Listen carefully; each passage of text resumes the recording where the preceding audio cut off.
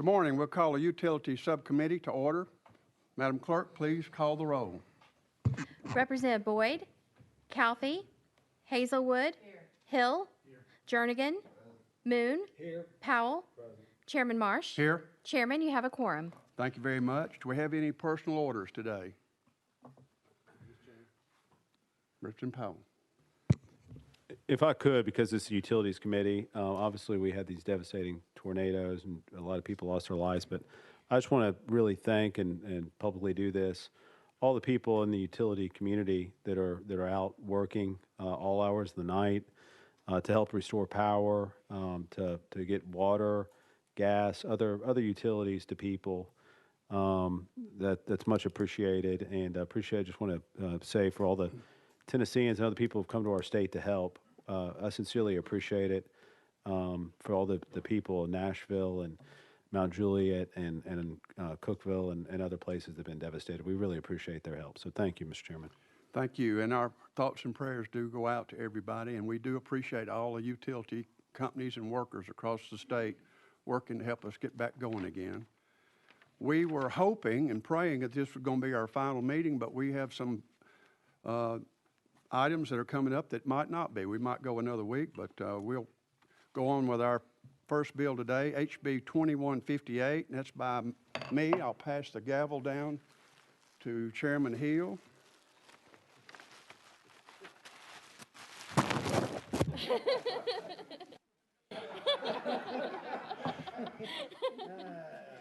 Be careful with my gavel. Thank you, Chairman Marsh. You're recognized on House Bill 2158. We have a motion properly seconded, and you have an amendment. I do. It's Amendment 15516, which really makes the bill. We have a motion on the amendment. And second, properly seconded, and we're on the amendment. For explanation, Chairman Marsh. Thank you, Mr. Chairman. This bill, as amended, clarifies provisions of the Underground Utility Damage Prevention Act and increases civil penalties for violations of the Act and violations of the Pipeline Safety Program, increases civil penalties, acts as a deterrent, and addresses concerns raised by the United States Department of Transportation, the Pipeline Hazardous Materials Safety Administration, in their most recent audit of the effectiveness of Tennessee Underground Utility Damage Prevention Program. This basically is to get us in alignment with the federal programs. We've got a 17-member board of all the utilities across the state that have all gotten together and worked this out.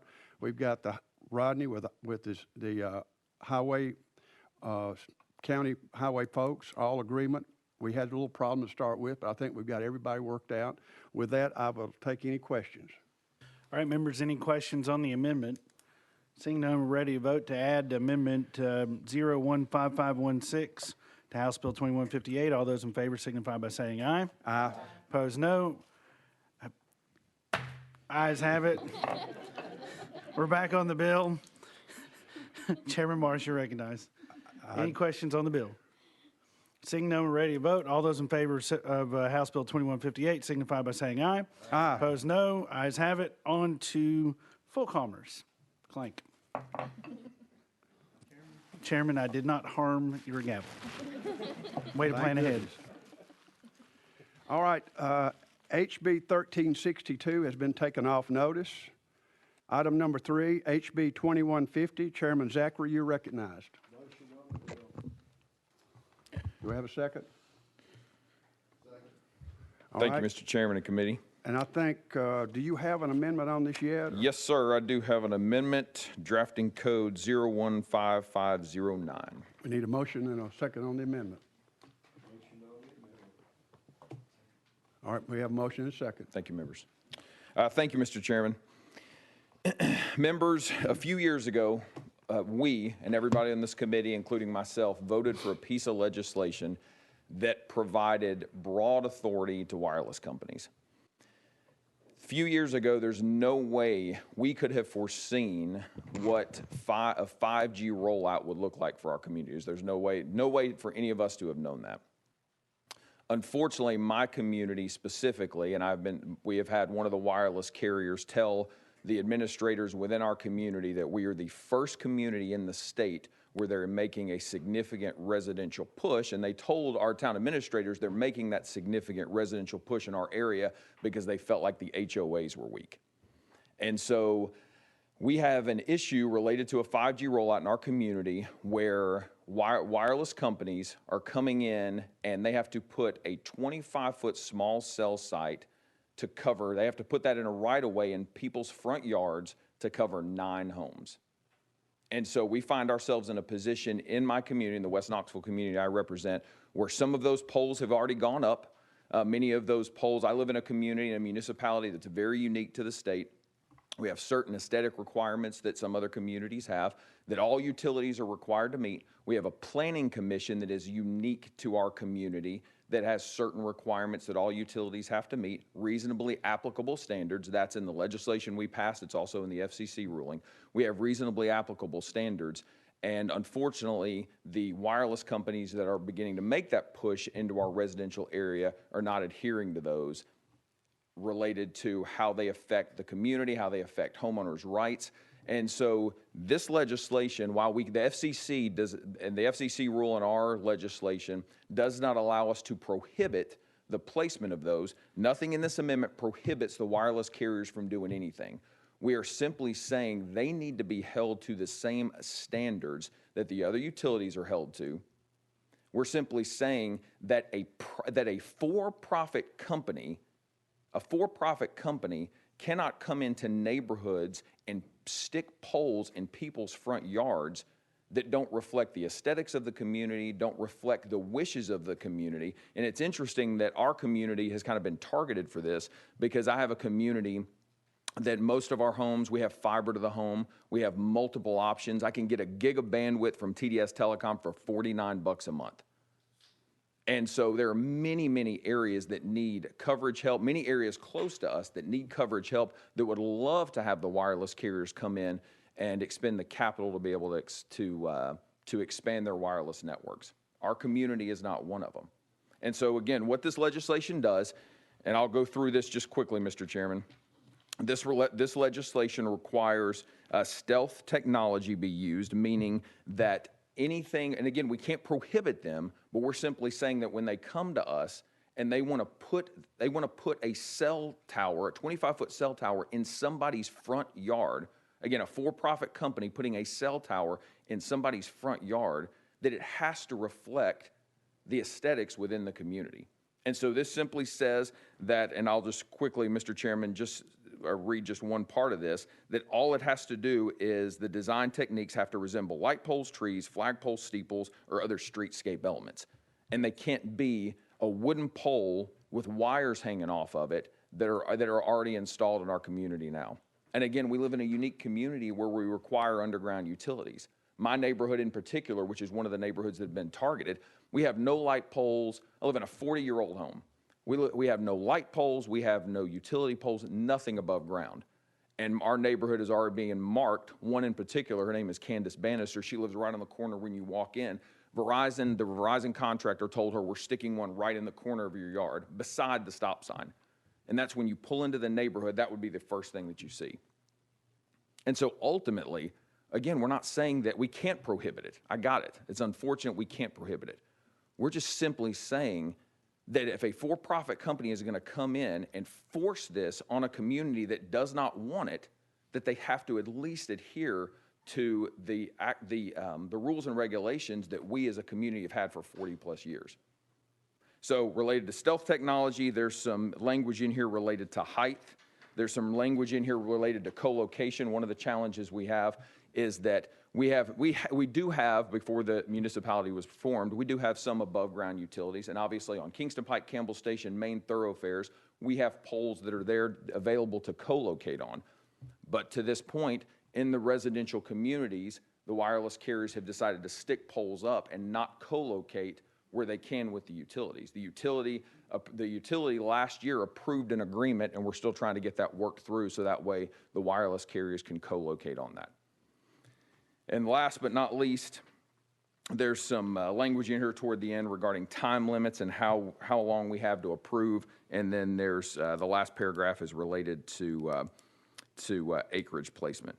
So members, while this is not This is not a piece of legislation that is 100% specific to Farragut, the community I represent. The majority of it is. Again, because my community is very unique, where we're the only municipality in the state that has a planning commission that requires all utilities to come before that planning commission, gain approval before they do anything.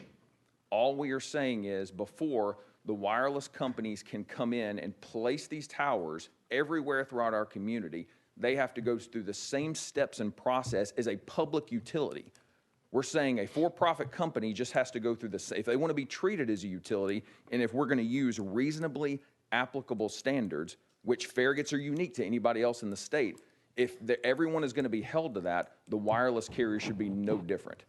Should be no different. And I find it really interesting. And let me just first say this too.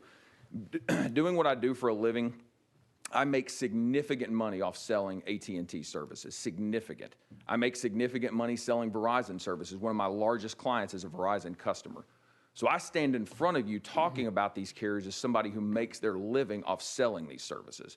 So I know AT&T is a powerful lobbying group, and they've talked to every one of you, and some of you, because I've talked to you, each one of you have been told a little bit different story, the speaker being one of those. So if there's anybody up here that has anything to lose or anything monetary associated with this, it's me, because I make my living selling these services. But this is important enough, and I represent a community and a people that have asked me. I don't ever, members, I represent the community I do. I don't ever get anyone emailing me about anything. That's just the reality. I don't have, people they don't ask for help with checks, help with this, help with that. I've gotten over 500 emails from people I represent begging for me to help stop this. You go throughout my neighborhood, I've got one in my yard. There are signs throughout my neighborhood that say 5G with a circle and an arrow through it. They're all throughout our community. This is not just one or two pockets. This is significant aspects of our community. When I go to church, I go to a church with 3,000 members. Sunday, I had people asking me, hey, are you running that bill next week? Because we don't want that in our neighborhoods. So all I'm asking is that we give consideration to an amendment that, again, doesn't prohibit them from doing anything. Doesn't prohibit them from doing anything. It's simply saying you have to be held to the same standards we require any other utility to be held to. And so with that, Mr. Chairman, I'll be glad to answer your questions. Oh, thank you. Let me ask you, did the utility coming into your neighborhood and city, did they go before the city and ask for a permit to start They these did. services? Before they rolled out, that's a really good question. They did go to the Planning Commission. And then David Smoak with the Town of Farragut's here, and I would ask that we hear from him at some point before we're done. Okay. They did. They went before that, and the Town of Farragut said they did not think they could do anything to stop it. They asked them, would you put a certain type of pole in? They said no. They asked them for certain things, and they were told no each and every step of the way. And they felt like, based on the law and the ruling, they didn't have any ability to stop them. So yes, 100% they did approve them. But after we began to go through this and we spent hours in our conference room at the town hall going through the FCC rules and the state law. The state law in many aspects is more stringent than the FCC rules and regulations.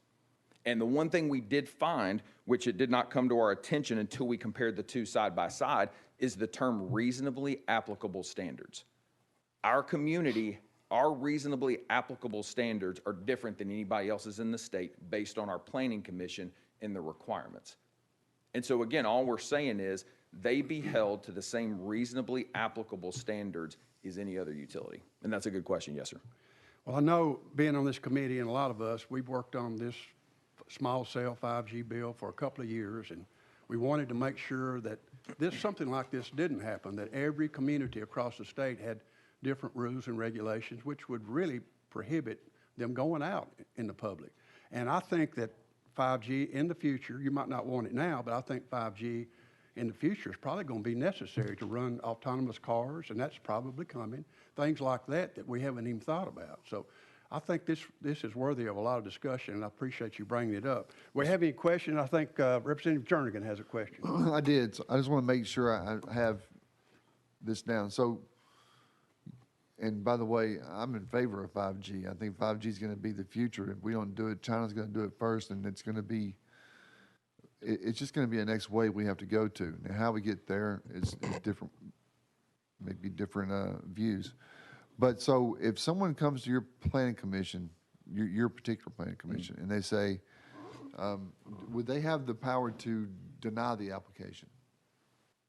That would be a question for David Smoak in the Town of Farragut when he comes up. So I would Okay, defer that to okay. him. So I'm not even going to answer. I'll Okay, defer that to him. Okay, and maybe this is for him too, and if they did approve it, and would they still be able to put it above ground since all of yours are underground? Yes, now I do know that. Yes, so there's nothing we can do to prohibit. We would simply require that in the communities it couldn't just be a wooden pole. To be frank, just a wooden pole with a bunch of crap hanging off the top that's in our community now. Right. It would be a what I described, a light pole, tree, flagpole, steeple, streetscape element, something that goes with the aesthetics of the community.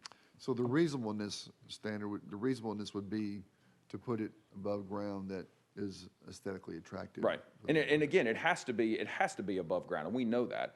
We're just simply saying that based on our reasonably applicable standards, that if we're going to apply those to all utilities and they want to be treated as a utility, then we're going to apply them to everybody across the board.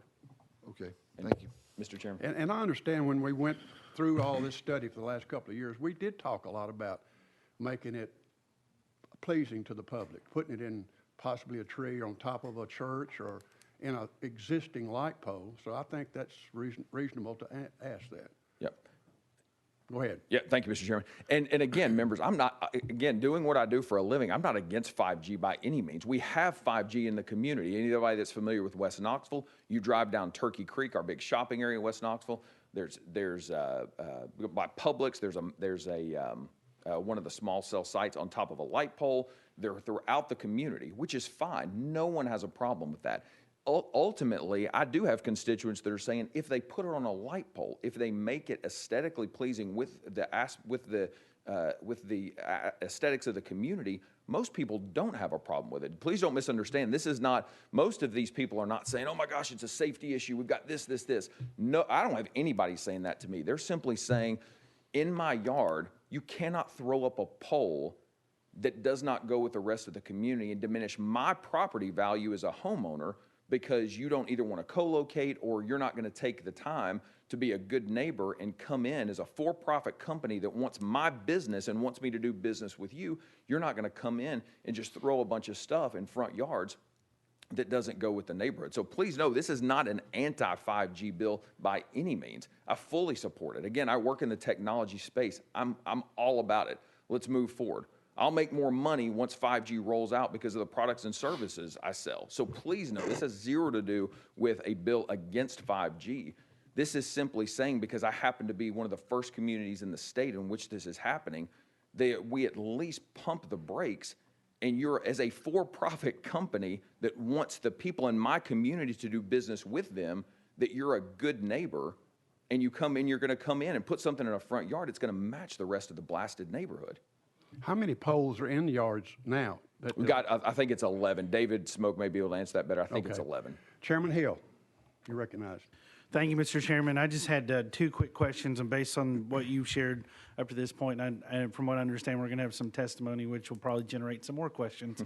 When you say, and a clarifying question, when you say poles are going up in people's front yards, you're actually specifically speaking to the right-of-way in people's yards, not in their actual property as we understand it, or is it literally in their front yard? Could you just clarify that a little bit for us? Yeah, and that's a good question too. So from my understanding, and they can correct me if I'm wrong, they have gone in right-of-ways in people's yards, but the one in particular that Candace Bannister, I'll just name her, that I'm talking about, it's literally in the corner of her yard, and Verizon said, we're sticking it right here.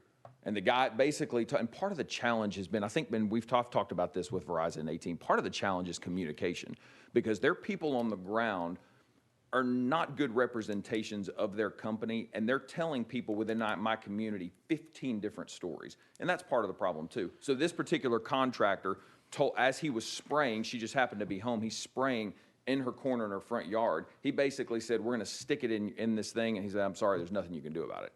Well, for a homeowner to hear that from someone, again, a subcontractor, but someone who represents Verizon, that's a little bit of a problem. And again, I got it's a subcontractor, and they can't control everything that everybody says that's representing their company. But those kind of things continue to happen, and that becomes a problem.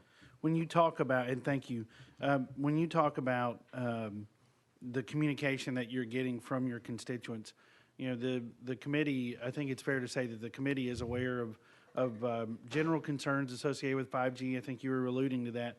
Your specific concerns of your community, because what we're discussing at this point is a rewrite of law that took place or that passed in 2017 under, you know, quite a bit of scrutiny, quite a bit of negotiation, quite a bit of stakeholder discussion, and it's a lot to undertake, and it's a lot to try to manage. But your constituents that are communicating with you, is it because I'm asking the question, is it more anti-5G or is it aesthetics? Is it, well, we don't want this competitive, we don't want a private company here, we want it all to be, you know, what is there a common theme in their communication to you is my question. Yes, sir. Thank you, Pat. Thank you, Chairman. Yes, exactly what you said. Their concern is the aesthetics and the placement and the property value. Okay. Ultimately, that's it. I mean, again, now I'm not going to say I haven't. I have probably had a couple that have reached out to me regarding, oh my gosh, I have children. I don't want this pole outside my children's window. I have had some of that, but the majority has been, how can a for-profit company who wants us to do business with them stick something in my front yard without my permission, even if it's in a right-of-way, stick something in my front yard without my permission, then want me to do business with them, and then they're gonna have to do one for every 9 homes. And the town of Farragut, and again, you can ask David Smoak this when he comes up, the estimation is that could be anywhere from 1,500 to 3,000 poles going up in one small community.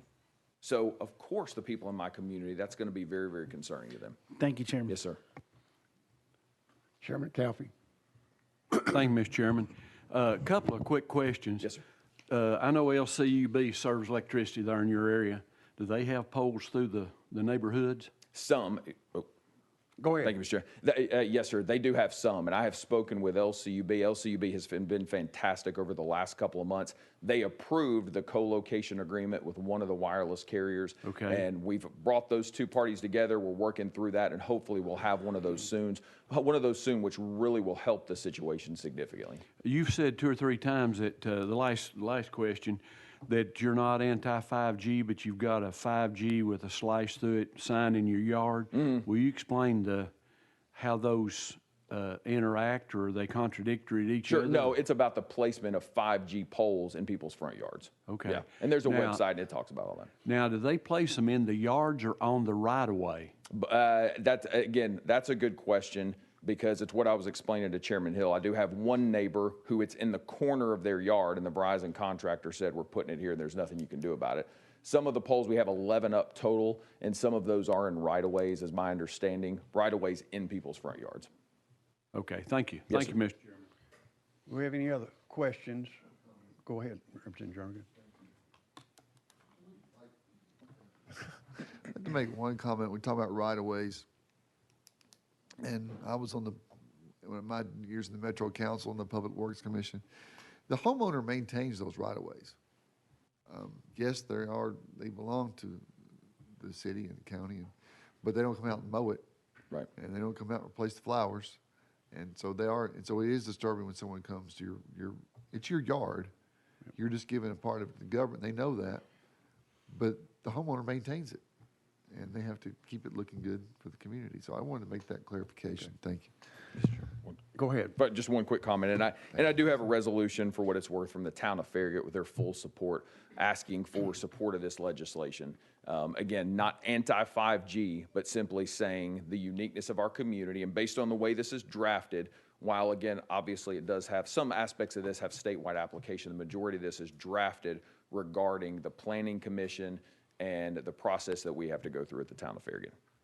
Let me ask you, the constituent that you have talked about several times in the corner, Yes, as sir. you come into the neighborhood, they've told them that they were going to put it there. Have they put it there? Or No, just- they just marked it. No. Okay, so we're not there yet. so No, maybe no, we we're can not help. there yet. Yes, Well, I commend you immensely for fighting for your constituents. Thank you. And you're doing it passionately. I think we've got some speakers here that we'd like to bring up and let us ask questions, and then sir. we'll come back to you at the end. Thank So you. we'll go out of session. Thanks, Chairman. We'll ask Joelle Phillips with AT&T and Mandy Young representing Verizon to step up to the microphone, and please give your name and who you're with before you start. I'm Mandy Young, and I represent Verizon Wireless. There you go. I'm Joelle Phillips. I'm the president of AT&T Tennessee. We thank you all for coming today, and I think that hopefully we can clear some of this up and maybe come to an agreement where most everybody is somewhat happy. Mandy, would you go first and just please tell us your side of the story and answer some of Chairman Jason's questions? Yes, sir. Thank you, Chairman Marsh. And I think Joelle and I are going to do a little bit of history lesson for you before we get into the specifics for Farragut. We certainly understand that Representative Zachary is representing his constituents and is very passionate about this issue. But Joelle and I spent more time together a couple of years ago writing this legislation than we did with our own husbands at the time. I know a lot of her Diet Coke habits.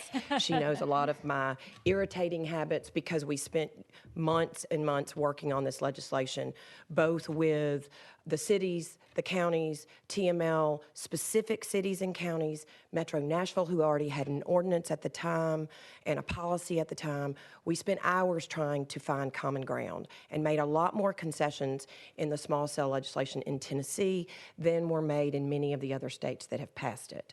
So I want to give you a little bit of that history.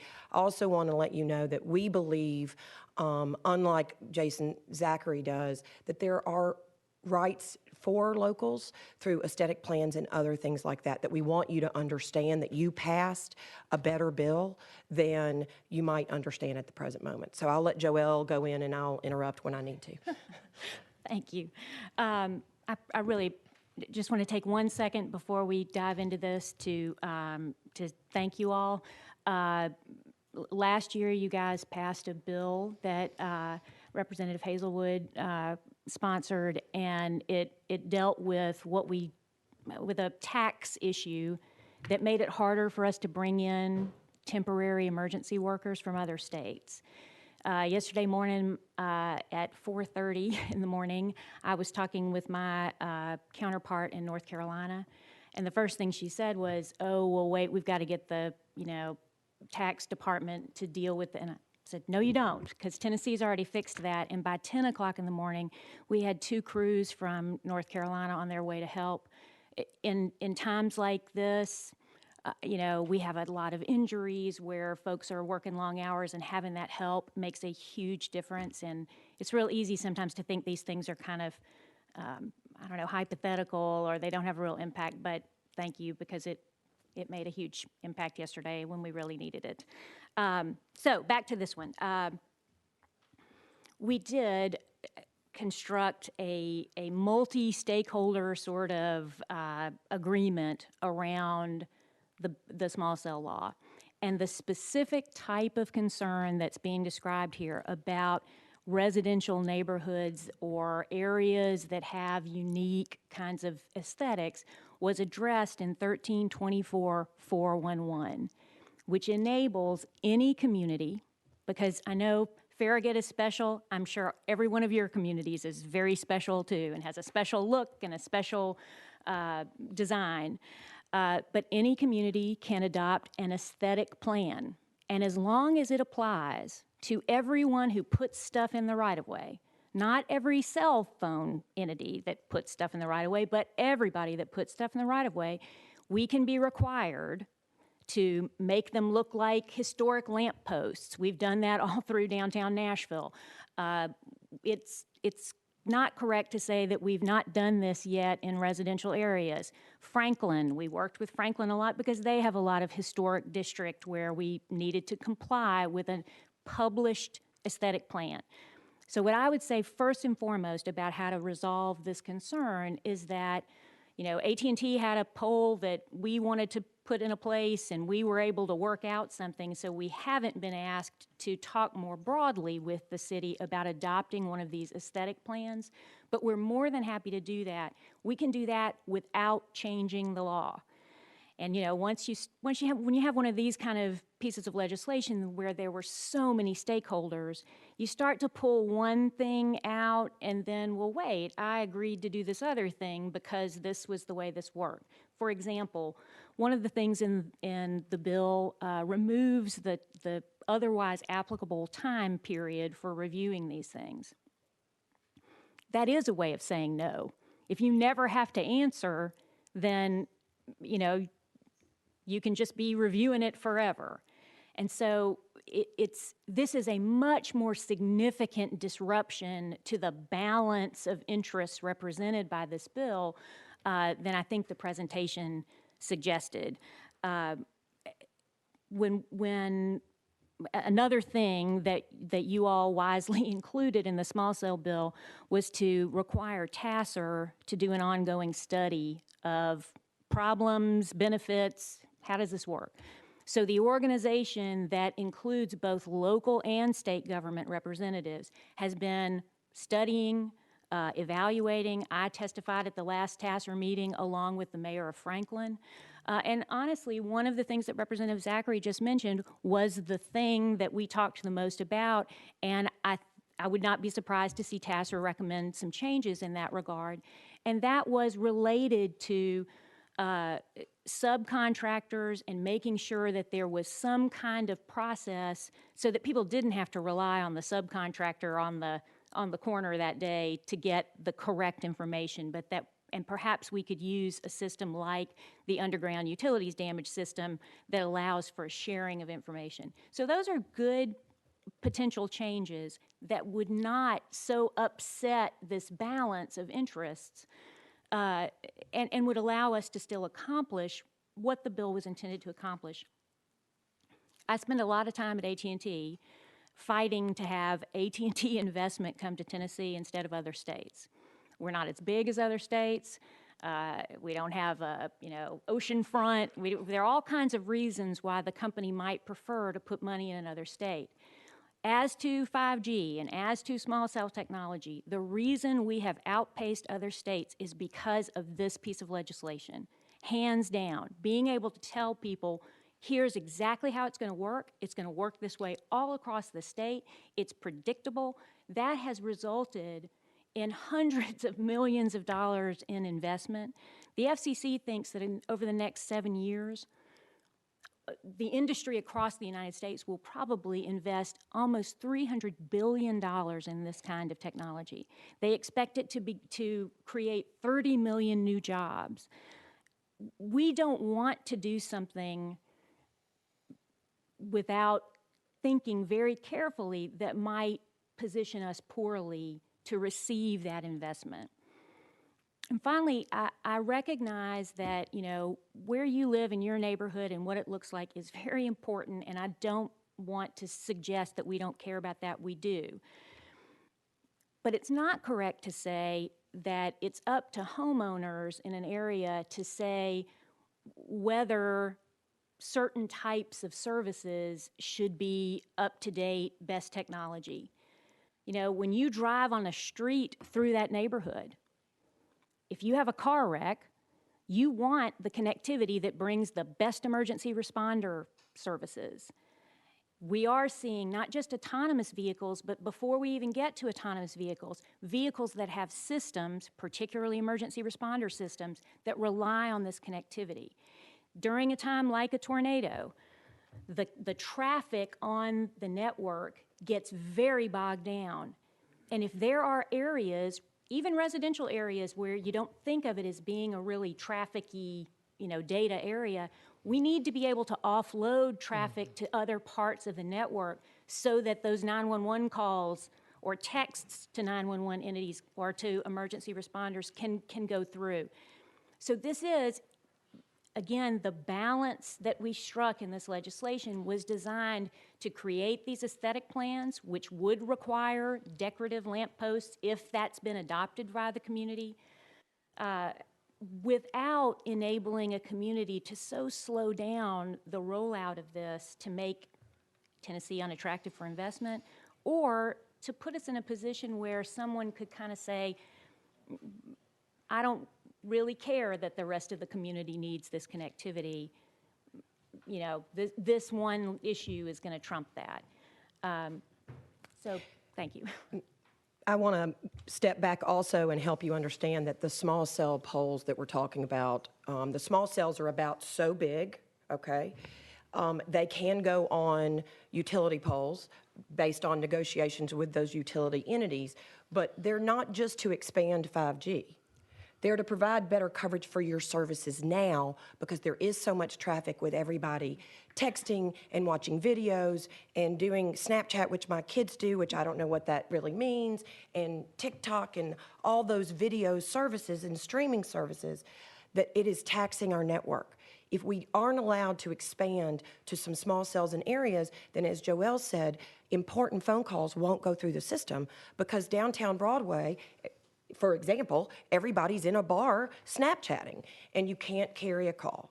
So it is very important to day-to-day life, but also for emergency services like we saw yesterday.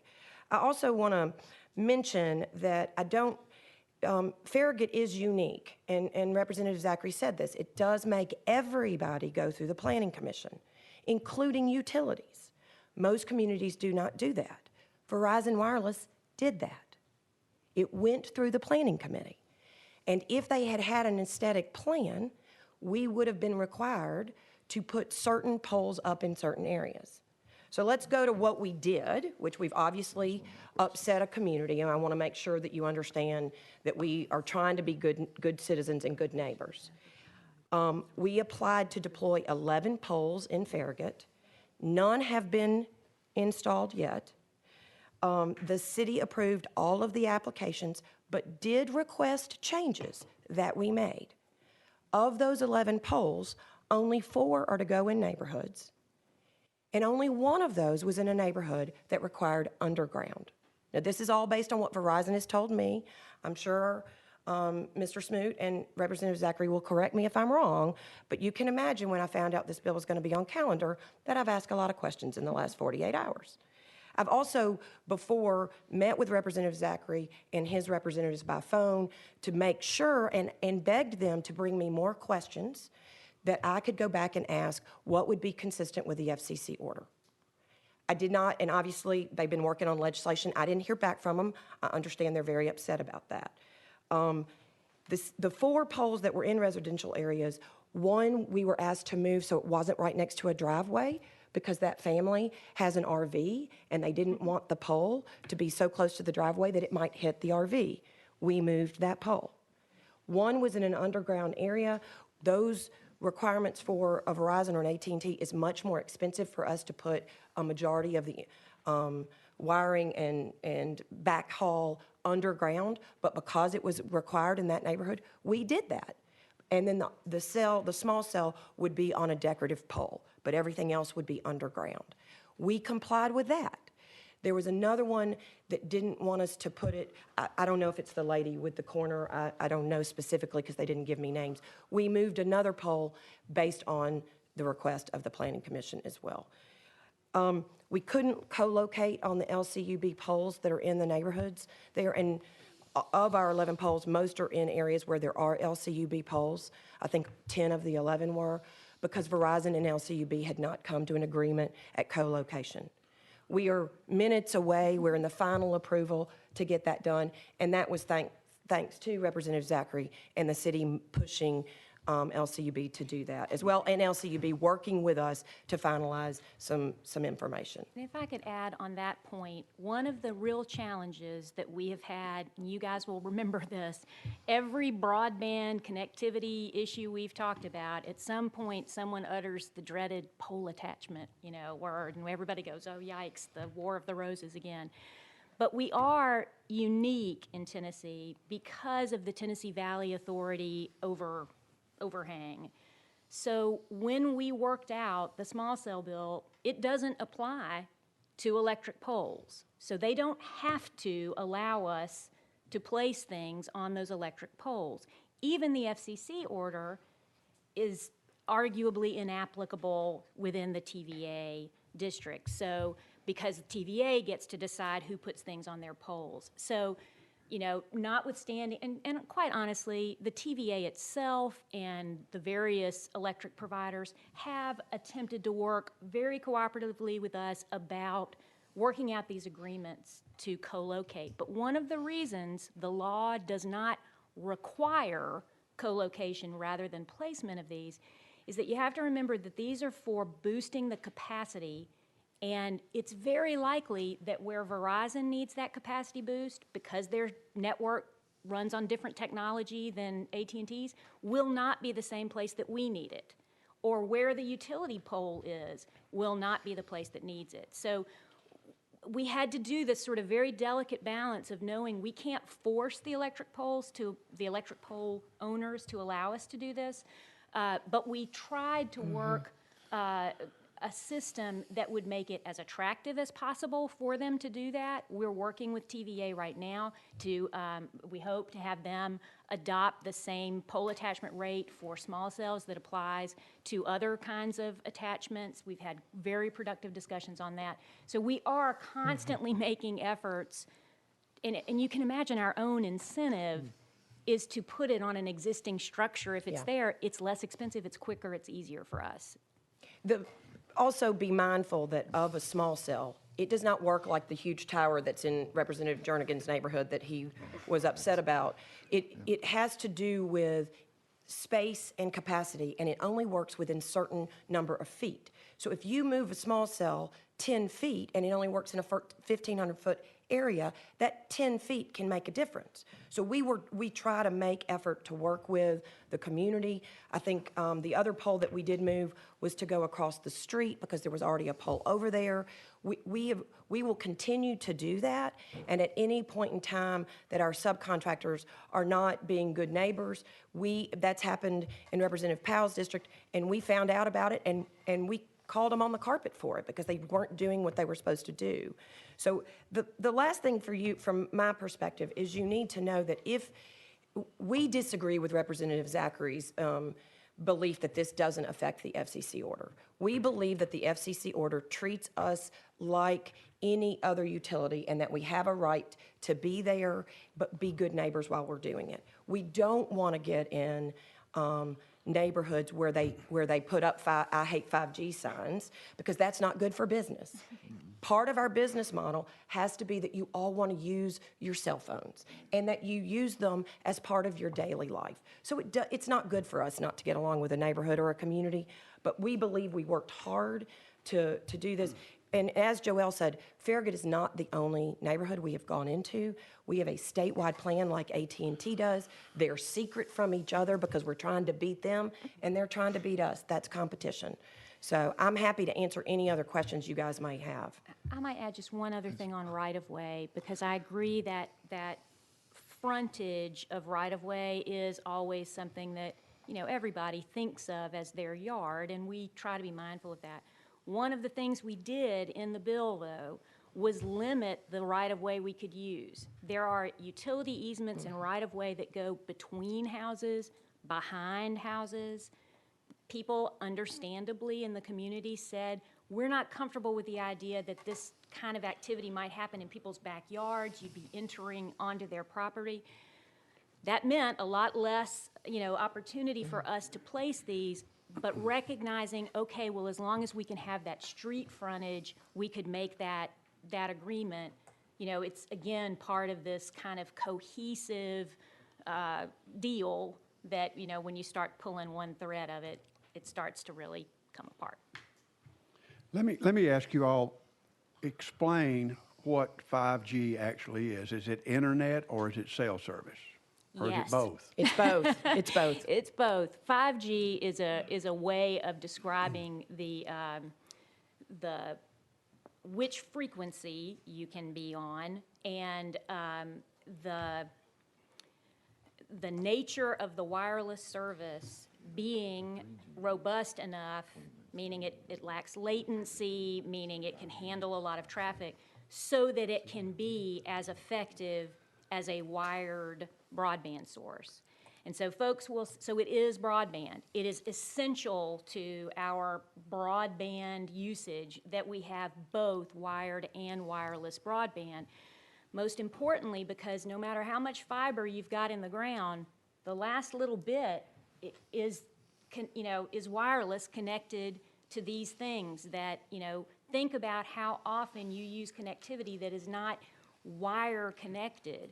And certainly that's true, fleet management systems, law enforcement systems, emergency services, locating systems for underground utilities, the smart grid kind of management, all of that stuff requires wireless connectivity. And more, the way we see people utilizing internet access is over a wireless and usually a wireless mobile device. So 5G is, we would not be able to say that Tennessee has, sufficient broadband if it lacked wireless broadband in addition to Gotcha. wired. Thank you.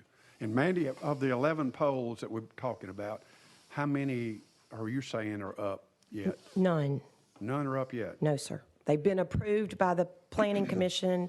We made some changes, like I mentioned, but none are up as of So yet. there's still some time to negotiate and get together and try to make people happy.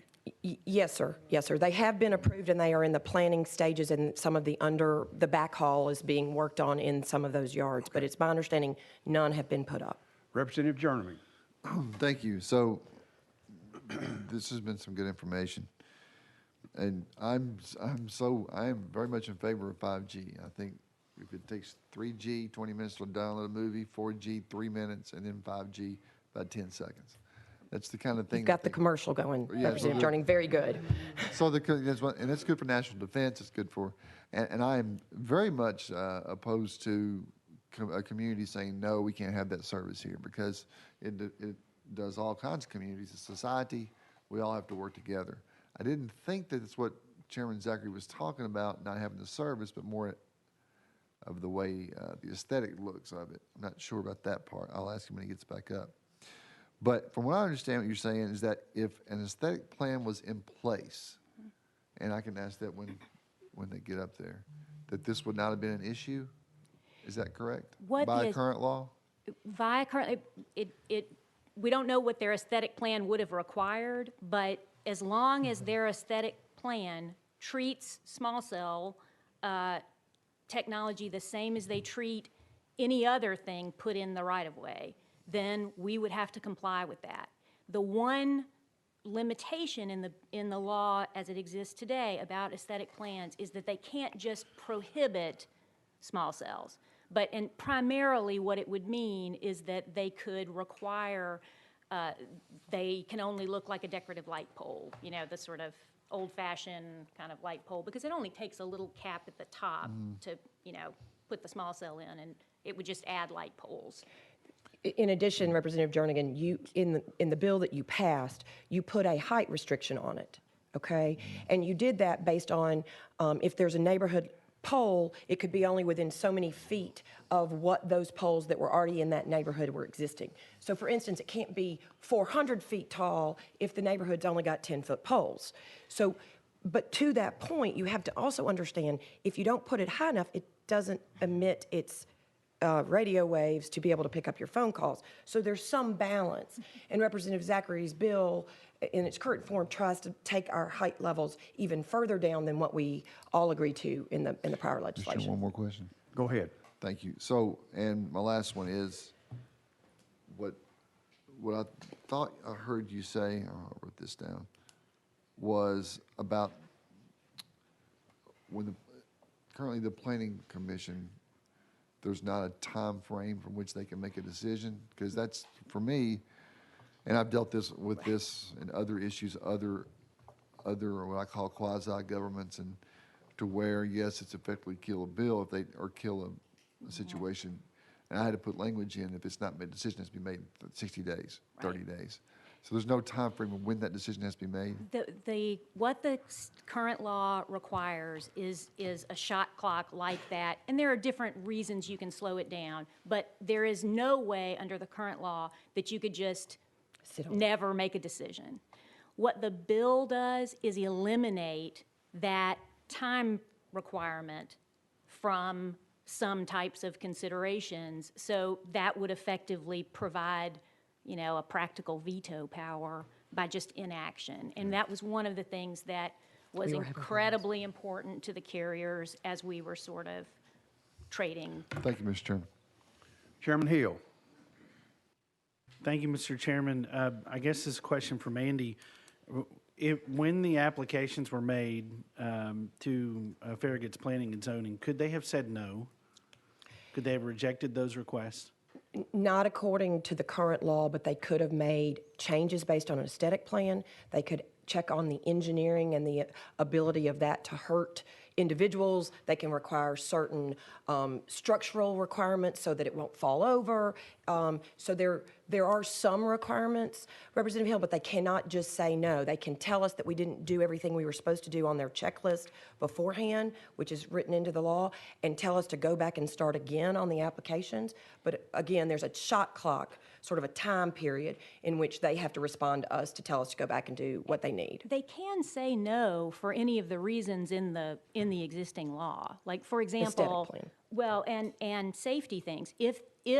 When we talk about reasonably applicable, what we mean is that they are applied to everyone who would place something in the right-of-way. One of the really good things that kind of came out of the conversations we had during the negotiation around the bill was that the highway system recognized, if people pull off the road or having a wreck, that there are systems to make sure that the sign breaks away.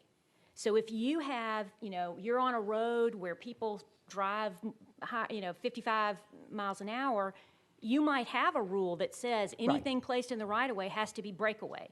If somebody came with the application and said, I'm going to put something up that's not breakaway, absolutely they could say no. The reason For safety features and the like. Right. The reason that Mandy is saying they wouldn't have been able to say no here is because their applications complied with the requirements that were in the law. When we're talking about an aesthetic plan, it was mentioned just a few minutes earlier by the bill sponsor. Is it, from your all's perspective, if Farragut were to adopt an aesthetic plan, which is what the framework of the existing legislation is, do you think that solves a lot of the concerns that are being brought forward in this bill, or what? I guess what's the purpose? I know you all don't want the bill, but what's the purpose for the bill beyond the aesthetic side of it from your perspective? From my perspective, it's broad. It's written broadly enough that it really would enable not just Farragut, but any community to take any existing set of rules that they have and say, well, based on this rule, we're not sure about this, and so now the time limit doesn't apply, and that could apply anywhere all over the state. So it creates a level of uncertainty about the ability to deploy stuff that would be really problematic for us. But what the aesthetic plan provision allows would certainly be things like that would apply to what the poles look like. Like this idea of a wooden pole, or putting a new wooden pole in a place, or the idea of a pole that has wires that hang off of it. If you adopt an aesthetic plan and you apply it to everyone that says, if you're going to put something in the right-of-way here, it's got to look like this type of old-fashioned lamp, then we would have to do that. And I think it's really important to note that if all the utility carriers, because we are a utility in some ways, if they all play by the same rules and they don't just try to single out cellular and phone carriers, then there's one set of rules that can be applied. The other thing I don't think Joelle and I've really made abundantly clear to you is putting up our own poles are extremely expensive. We don't want to have an AT&T pole beside a Verizon pole, because unless we're just desperate to get to market and then we're going to come back and co-locate. Co-location, there are companies that make a lot of money helping us do that, so we don't have to disclose our competitive plans to each other. And that is much more effective for the cost to all of your phone service and to society. So I don't want it to be believed that we don't want to do exactly what Representative Zachary wants us to do, which is co-locate. Thank you, and thank you for those responses, and thank you, Mr. Chairman, for the opportunity to ask those questions. And I apologize that the poll attachments have made it into this committee this year, so there you go. We don't want to talk my about bad. that. Representative Powell. Thank you, Mr. Chairman. And this might have just been answered with with your response just now, but, it was brought up that you're obviously in competition and you're two different companies and private entities. So the fact that these now potentially 11 poles are being placed in Farragut, we don't believe there would be an instance where, if AT&T decides they want to go into that community, where we'd see 11 more poles. That's hopefully not what we'd be looking at, correct? My recollection is that we, AT&T, have already placed something in this area, and we don't have any immediate plans in this neighborhood. Because again, yes, we want to offload traffic, but the places where you're likely to see the largest number of small cells will be downtown areas, heavy traffic-y areas where there's a lot of either vehicular traffic or a lot of real-time app use, like in the downtown area. So I think it's a pretty unlikely scenario that any residential neighborhood is going to see, lots and lots and lots of these. The thing to keep in mind, and the reason we did not include in the bill any kind of prohibition against placing something within so many feet of another infrastructure, was not just that we're competitors, but where we need the capacity boost may not be in the same place. And because these operate on a frequency that, is different, requires that that limits the area to which they can broadcast, it wouldn't serve any purpose to put it in a place where we didn't need it. So we really need the flexibility to place these where they are needed. The other thing to keep in mind is that as this technology continues to, develop, things get smaller, things get, new improvements occur, and all of our incentive is to place as few new structures anywhere as possible because, in addition to the cost of doing it, that's also new infrastructure that we have to pay taxes on. We've got every incentive to only do this where we need to do it. Okay. And then additionally, would you say that, I know this community was selected, but, and I can't speak to the specifics, but it seemed like these are larger lots, per se, residential lots. And so the fact that you would enter into an area that has larger lots sizes versus an area where you maybe have greater density and you have smaller lot sizes means that there's probably, what you're describing earlier almost seemed like a game of whack-a-mole where, if you give a concession to one person, if you're talking about 10 feet potentially where you can move things, then because a concession's given to somebody else, then it might end up in another person's, unfortunately, front yard because you appease someone else. It seems like the larger the lot size, especially in a residential area, the greater that problem is going to become. We have to work with the HOAs and the neighborhoods and the planning commissions and lots of communities, Representative Powell. I get your question. I think you also have to understand that at times there may be a business plan that you're trying to connect on the other side of the neighborhood for a business purpose. You're right, you're running through one street to help upload capacity in that neighborhood, but also to get on the other end of that for some better connection because of running the fiber between the poles. And that, we're all running fiber as much as we can, invest in as many communities as we can. So I think, and because you passed this, like Joelle said, Tennessee's getting a substantial amount of money from both of our companies because it's very important to our business model. We do have, exactly the point you're making. You have to look at these deployments and think not just about the particular property owner next to it, but, well, if we move it to another place, does that make a worse problem for someone else? So we are always kind of trying to balance those things. One thing that happens in neighborhoods is that it's pretty likely in most communities that there are restrictions about how close to driveways you can put things because it, makes it harder to see or see around corners. And we have to comply with all of those things because under the terms of the bill, if it's applicable to everyone, then we're obligated. So that would be another reason for someone to create a plan. legally say no to us about placing something. Okay.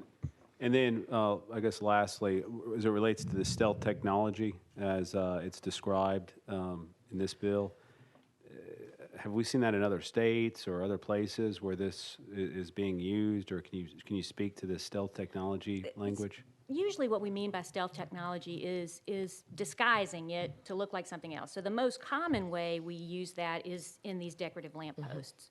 And we're doing that all over Tennessee. And frankly, since the bill passed, there are more companies now who are manufacturing those for us, so it's a little easier to do that. There was, not for small cells, but for big macro towers, there was a move in the past to make them look like great big trees.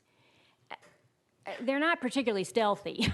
You know, they look kind of, Because in the winter, they don't lose their leaves. yeah, they, you know, so I don't know that sort of disguise it as something else, as opposed to work it into something that's a real thing, that's a lamppost. That's the most likely. Church steeples are another example, not so much for small cell, but for other, more like a macro tower. Like at Swanee, we have in the top of one of the buildings, in the steeple, we have an antenna. And hiding them in steeples is a great thing, but not small cells. They're too high up, and so they don't cover what they need to cover. The other thing to sort of understand is, for instance, when there's a new building going in downtown Nashville, we're both trying to wire that building so that everybody in that building doesn't use towers outside the building. They're using frequency inside the building.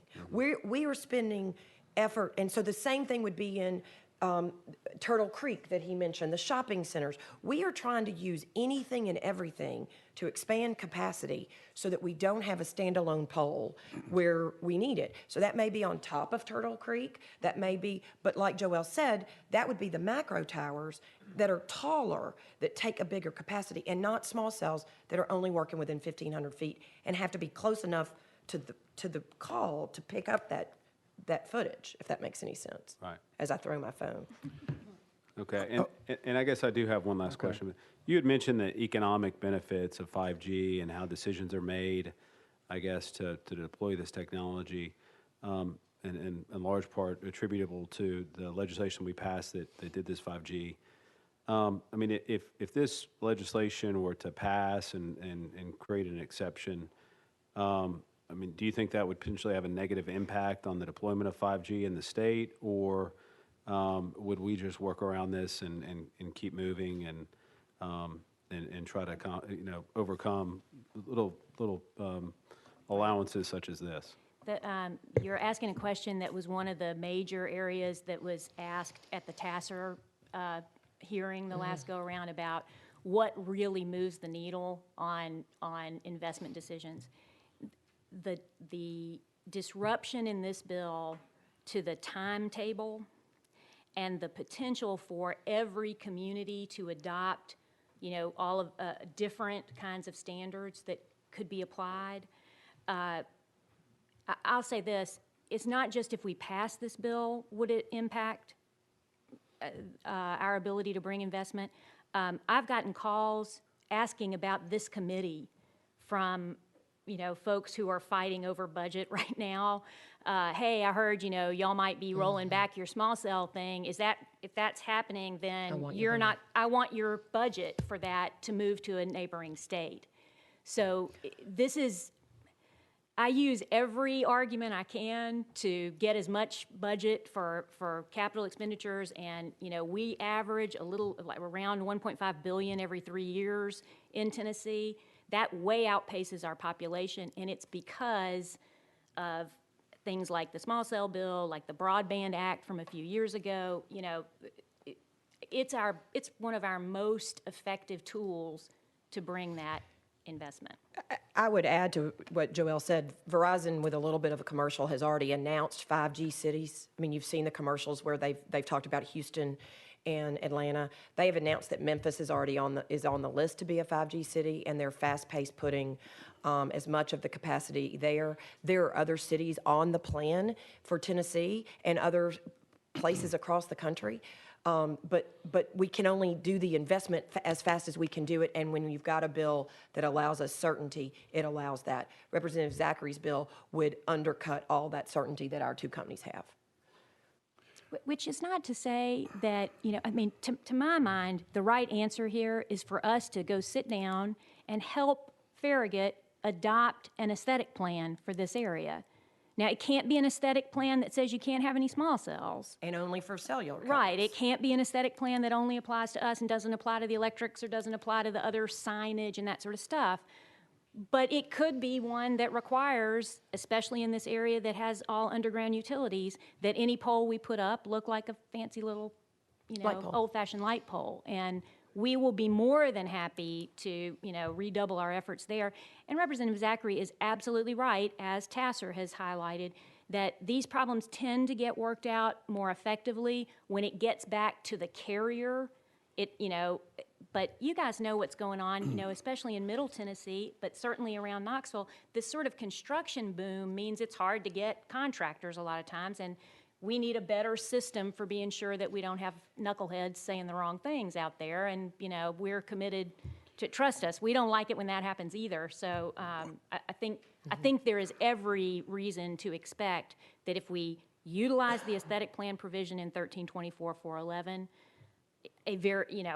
all reasonable concerns here could be resolved. The other thing to note for neighborhoods, sorry, Mr. Chairman. Go ahead. The only thing to note for neighborhoods also is that many of them, at least in some of the neighborhoods, have those lovely street sign poles where they have the big, we'll use Belmead as the example. Belmead's got, big, lovely signs on every corner that's got a horse on top. If we're going in that, they can require that we have to fit a small cell on a pretty lovely street sign if it fits on the pole and not take advantage of it. So there are ways that it's not just the pretty light poles. There are not nice stop signs. There are other things as the technology continues to improve. Well, we need to move on and let Mr. Smoak come up and talk, but I want to ask you one final question. I assume this is a national initiative to move 5G all over America. What if you all just said, okay, Farragut, you don't want us, we're just not going to put it in here? What would happen? From our perspective, that's just not a viable solution. For one thing, we have committed to the federal government under the FirstNet interoperable emergency network that we are required to provide, that we are going to be able to say to first responders all over the state that they're going to have the ability to use this interoperable, meaning that police can talk to the fire department. It was one of the recommendations after the 9/11 Commission looked at what we could have done better. So this is a national requirement. We absolutely have got to be able to ensure that we have connectivity, and it isn't just connectivity to serve that neighborhood. It serves that community, it serves that area. So that's not an option It's just for them not an option to say option out. you can opt out of 5G. Okay, well, thank you, ladies, for coming up today. It's very informative. And David, come on up and tell us your side of the story, please, sir.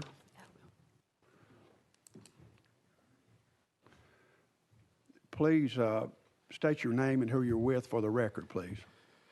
Yes, sir, Mr. Chairman. David Smoak with the Town of Farragut. Thank you for coming today, and the floor is yours. Tell us your story and see if we can't be the judge and jury here and help get you all together and get this fixed. Well, I appreciate that. And I've got a few prepared remarks, but then certainly get into some of the questions and answers that y'all just had as the committee just had. So one thing is Farragut's celebrating our 40th anniversary this year. So we're relatively young when it comes to cities across Tennessee. One of the reasons that we actually incorporated was to have more local control over our zoning and our growth patterns, things like that in our future. And in the first few years after our incorporation, we did develop aesthetic standards for our communities, which included the undergrounding of utilities throughout our community. All utilities that expand services throughout Farragut are required to present a site plan to our Planning Commission for approval, as state law provides for. We do this because there are multiple utilities that use the rights of way, and we want to make sure they're coordinated. We want to make sure that we know where they're going. If we have a road project, we can talk to them about where we're going to be expanding to. As you've heard, recently we received 11 applications for small cells. 4 of those were in residential neighborhoods. And I can tell you that I've been town administrator now for 10 years in the town of Farragut. Most of the time, our planning commission meetings are pretty mundane. Usually rezonings are the things that get people really excited, and they come to our meetings.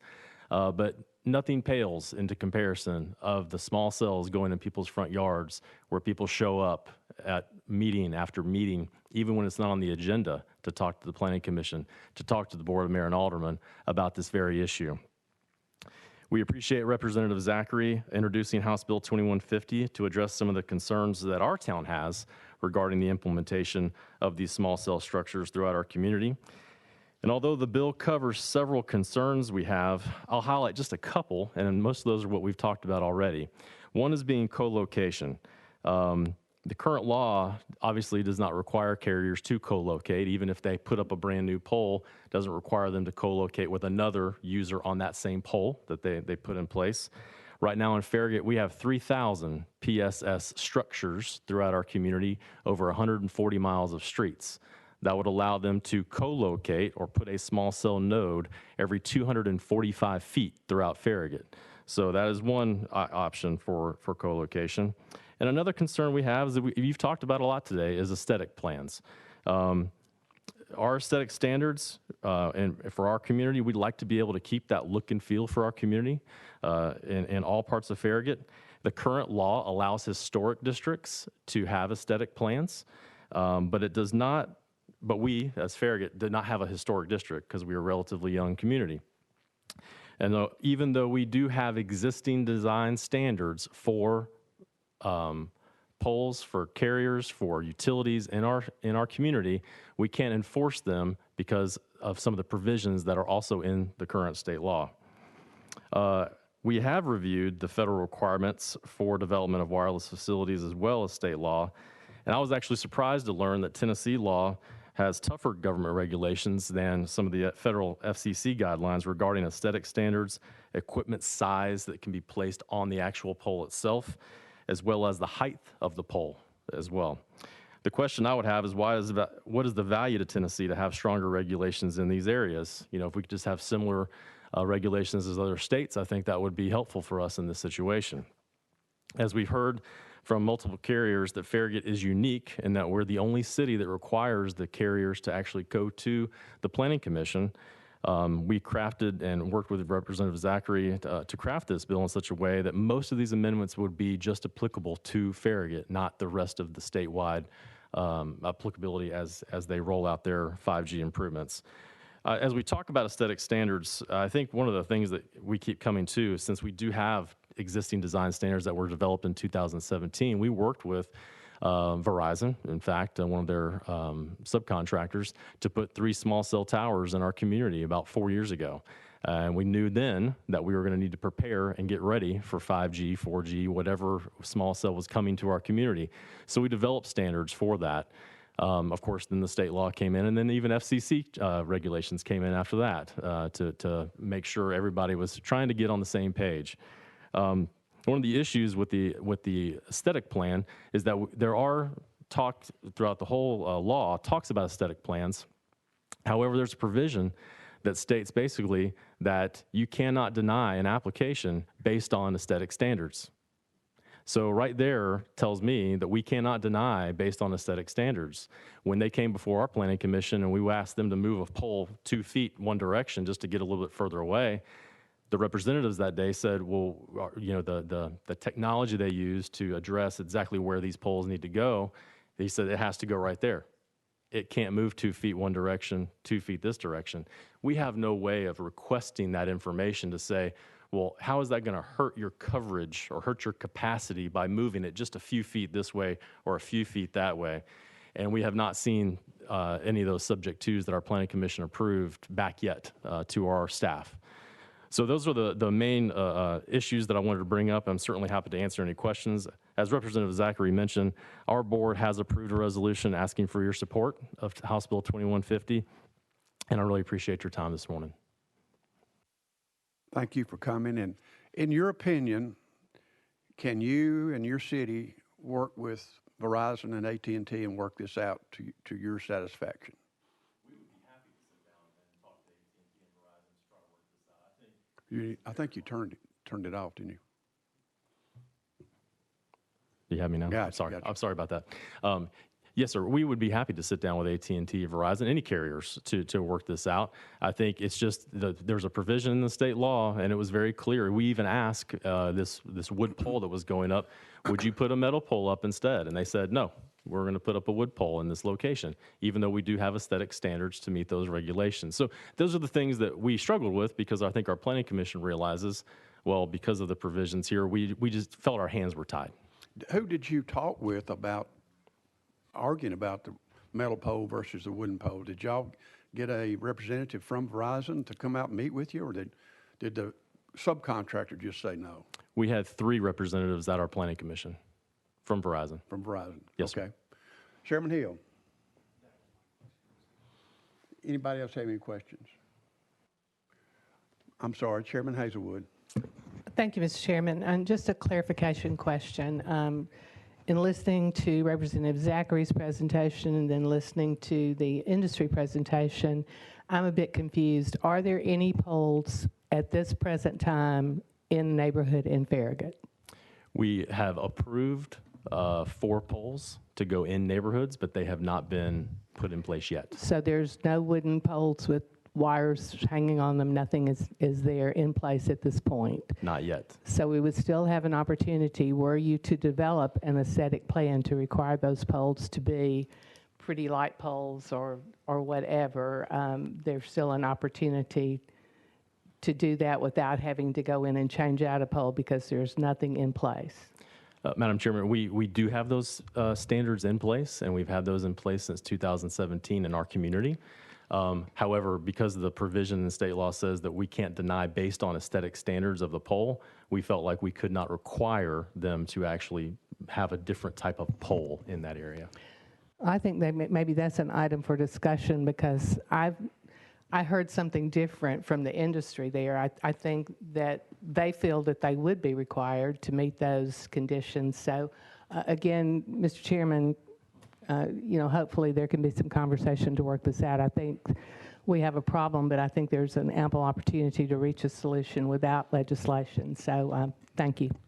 And I too feel like that we're headed in the right direction. I think from what I heard from them, they're willing to work with you all. And I feel your pain and Chairman Zachary's pain of going to a planning commission and having mad citizens. So we want to try to work this out and help your community to feel better about what we're doing. Because this is not meant to be disruptive. It's meant to give better service to everybody. But it's got to be in a certain area because it only reaches 1,500 feet. So you can't put it, you've got to have planned on where it's got to go. Sure. And I'm sure you understand that. Absolutely. Have any other questions? David, thank you very much for Thank you, coming Mr. up Chairman. today, and hope we get this worked out. We're back in session. Chairman Zachary, I appreciate you bringing this concern to this committee. We've learned a lot. I appreciate your hour and a half, Mr. Chairman, talking about 5G. If I can, just a couple of quick comments. One, related to the 11 sites. I think it's important to clarify. So my information regarding the install of the sites came from pictures Mandy showed me, which I have since learned were computer generated. So those poles have not been installed, but she showed me pictures of poles that were going to be installed in my district, some on Sonia, that have not been installed yet. So I was simply going by So the if she picture. changes the image, If she changes the images and takes those away, then those poles are gone. Okay, we So can work that is that where out. my information came from. So I do apologize for the confusion. I was simply going off the pictures I was shown, and those were computer generated. And it's important to know too, while technically 4 of those are in a neighborhood, the remainder on Sonia Drive, which it is a small side street behind Farragut High School, really, really small with houses on both sides. So just to clarify that, technically not a neighborhood, but again, an area with homes on both sides. And if I could just make some quick closing Yeah, comments. we've got 5 minutes. Yes, so sir. we gotta I'll go quickly. call it quits.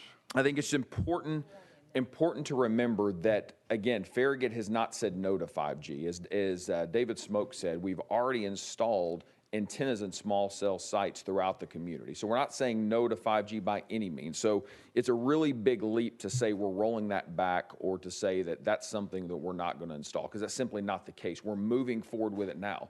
I mean, Farragut unwillingly approved 11. They didn't think they have any choice. So we're moving forward with it. We're simply talking about neighborhoods and individual homes. Secondly, Farragut asked for certain types of poles, and David said that. They asked for certain types of poles. 3 Verizon representatives, 3 said no.